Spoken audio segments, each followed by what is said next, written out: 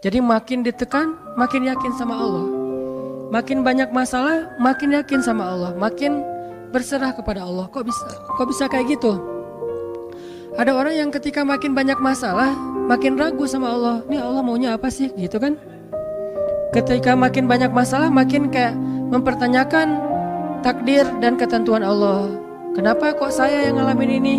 Kenapa saya dari dulu gak selesai-selesai masalahnya? Kenapa justru setelah saya berhijrah malah banyak masalah? Kenapa para sahabat sebaliknya? Makin dikasih ujian, makin wa ma zadahum illa imanan wa taslima. Gak bertambah kecuali iman dan kepasrahan. Jadi dikasih ujian malah makin yakin sama Allah, bukan makin ragu. Misalnya dia ganti nih modal transaksi dagangnya, bisnisnya. Yang tadi mungkin syubhat atau haram, sekarang dia pakai modal transaksi bisnis yang halal aja deh, yang aman-aman aja. Gara-gara transaksi yang halal malah banyak masalah. Masih mending kalau masalahnya cuman berkurang income-nya. Ini malah ditipu orang lah, rugi segala macam. Mulai mempertanyakan, ini bener gak ya saya ngambil jalan yang syariat segala macam, kok malah makin susah nih kelihatannya. Kenapa kita ketika diuji malah jadi ragu sama Allah? Kenapa saya katanya kalau misalnya saya jujur saya akan dapat kebaikan. Ini gara-gara jujur malah gak lulus. Mungkin gak belajar tapi jujur. Yang satu lagi yang gak jujur malah nilainya bagus, mungkin misalnya gak belajar tapi dia dusta. Kenapa para sahabat ketika diuji malah makin yakin sama Allah, malah makin pasrah pada Allah? Karena mereka pegang janji Allah. Itu salah satu tipnya. Kalau kita pengen tetap polos pas menghadapi kesulitan, pegang janji Allah. Makin kita kuat pegang janji Allah, diuji, kita makin pasrah sama Allah. Ya Allah, saya akan yakin sama Engkau memegang janjimu. Ketika diuji, saya berharapnya balasan dari Allah, pertolongan dari Allah. Kayak yang pernah saya sampaikan dulu, kalau kita dapat musibah, yakinlah kepada janji Allah. Siapa yang membaca doa yang diajarkan Nabi, nanti Allah akan ngasih ganti yang lebih baik, gitu kan ya. Allahumma ajurni fi musibati wa khluf li khairan minha. Ya Allah, beri saya pahala dalam musibah ini, beri saya ganti yang lebih baik darinya. Kalau kita pegang banget dengan janji Allah lewat doa ini, kita ketika dapat musibah setidaknya gak akan panik habis-habisan, gak akan putus asa dalam menunggu pertolongan Allah. Setidaknya kalau gak bisa woles-woles amat, gak bisa tenang-tenang amat, minimal gak panik habis berlebihan. Kalau musibahnya musibah kematian, gak bikin kita meratapi kematian. Kenapa? Kita pegang janji Allah SWT. Makanya kan ada cerita seorang ayah yang diberi musibah dengan wafat dua orang anaknya. Anak laki-laki pertama meninggal, dia bilang innalillahi wa inna ilaihi rajiun. Anak laki-laki kedua meninggal, dia bilang innalillahi wa inna ilaihi rajiun. Semua ini milik Allah. Allah yang memberi, Allah juga yang mengambil kembali. Suka-suka Allah, pasrah gitu. Nerima, ridho dalam bahasa agama. Bukan ikhlas ya. Kalau ikhlas itu dalam bab ibadah. Kalau dalam bab takdir namanya ridho. Raditu billahi robba. Saya ridho deh dengan ketentuan Allah, itu namanya ridho. Bukan bab ikhlas ya. Ikhlas apaan? Orang gak lagi ibadah kan, lagi ada musibah. Jadi bukan yang ikhlas ya, bukan. Tapi yang ridho ya. Kalau mau lebih tepat nih, tapi gak apa-apa deh, pakai bahasa kita aja. Tapi kalau mau lebih tepat maknanya, yang ridho ya, sing ridho ya gitu, bukan sing ikhlas. Karena ikhlas itu ibadah ritual. Nah, dia ridho tuh. Innalillahi wa inna ilaihi rajiun. Innalillahi wa inna ilaihi rajiun. Yang ketiga meninggal juga. Dan dia mulai agak ragu nih, kok gini-gini amat ya.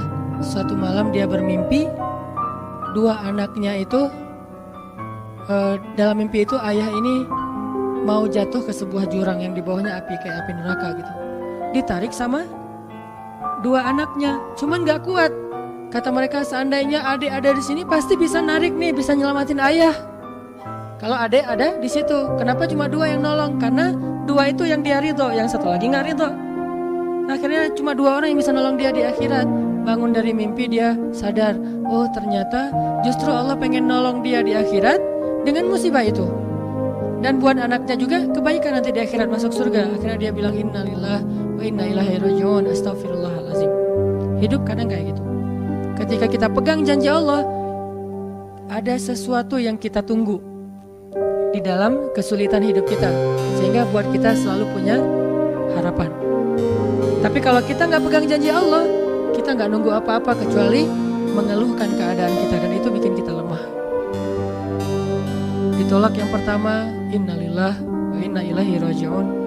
Ya Allah, beri saya yang lebih baik darinya. Nemu nih, ditolak lagi. Lebih cantik tapi nolak juga, kan lebih sakit ya.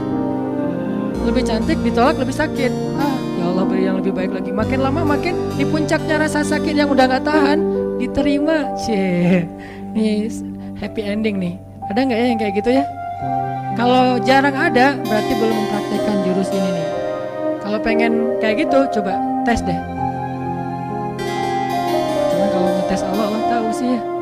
Coba deh praktekin, bukan ngetes, praktekin. Nanti pasti kita akan melihat hasil yang luar biasa.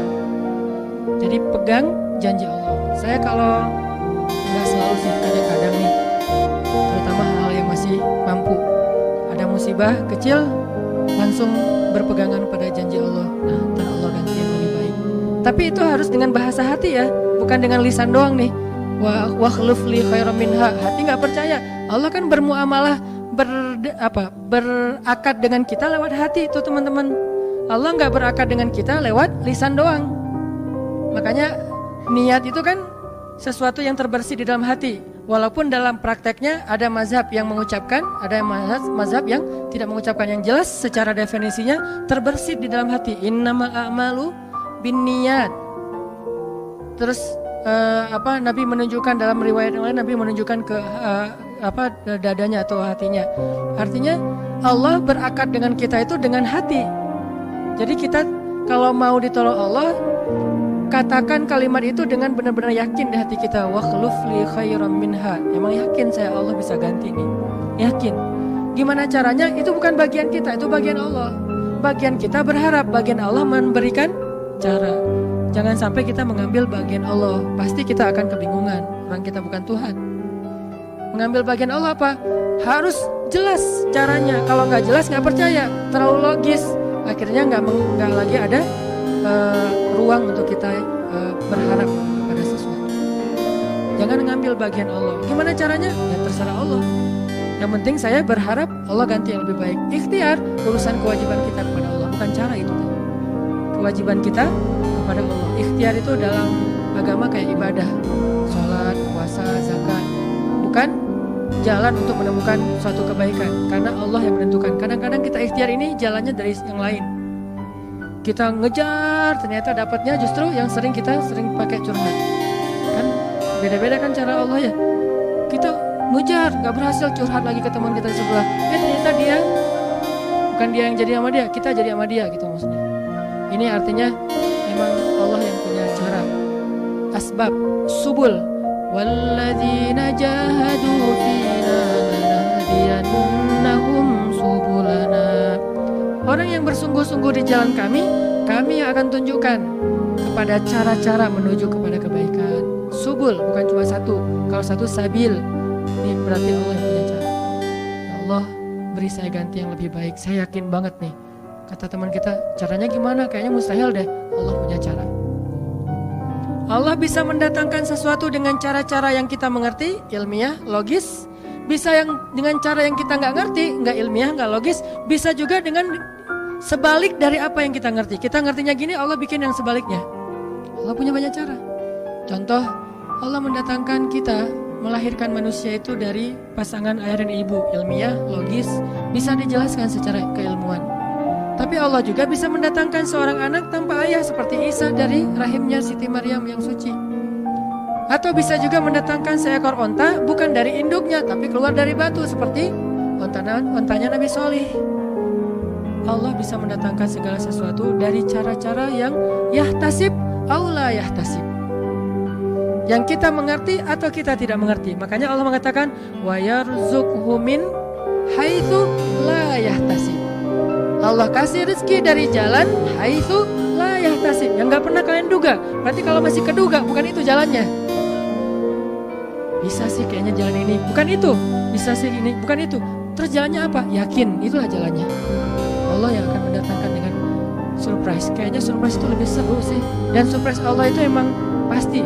Kalau surprise teman kita pas kita ulang tahun, kenapa ya hari ini kok biasa-biasa aja ya, gak ada yang ngucapin, gak ada yang ngasih hadiah misalnya ya.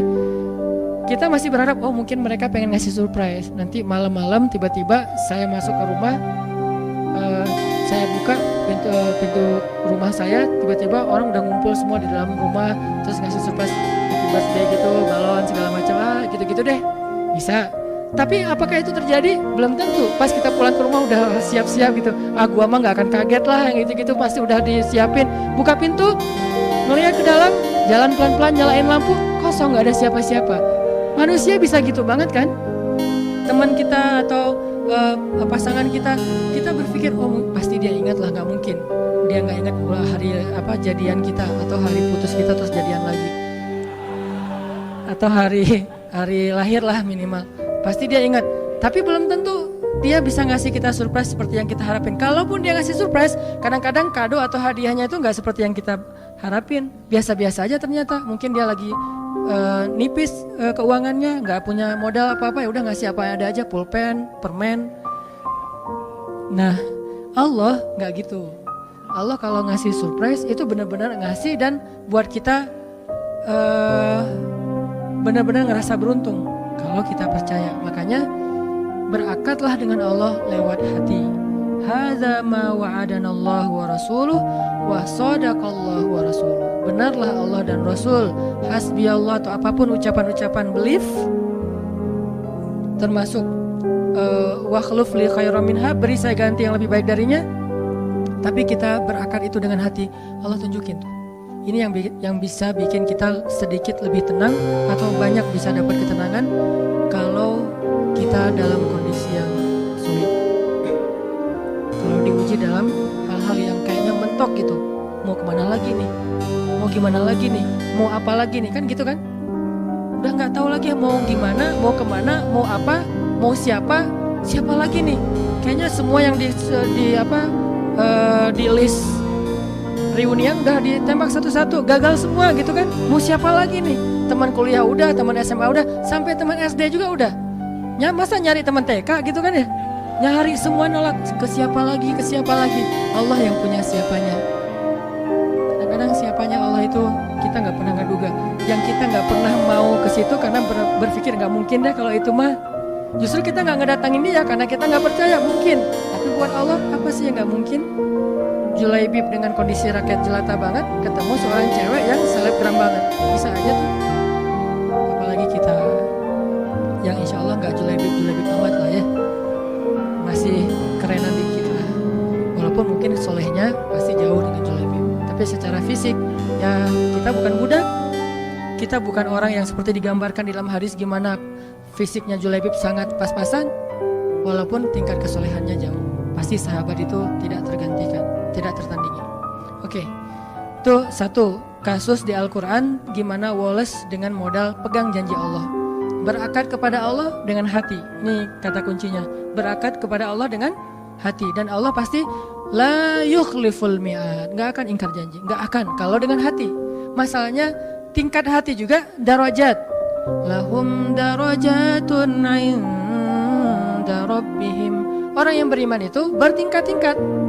Ada yang imannya itu benar-benar luar biasa, sampai hal yang paling mustahil buat dia tuh nggak ada yang mustahil buat Allah.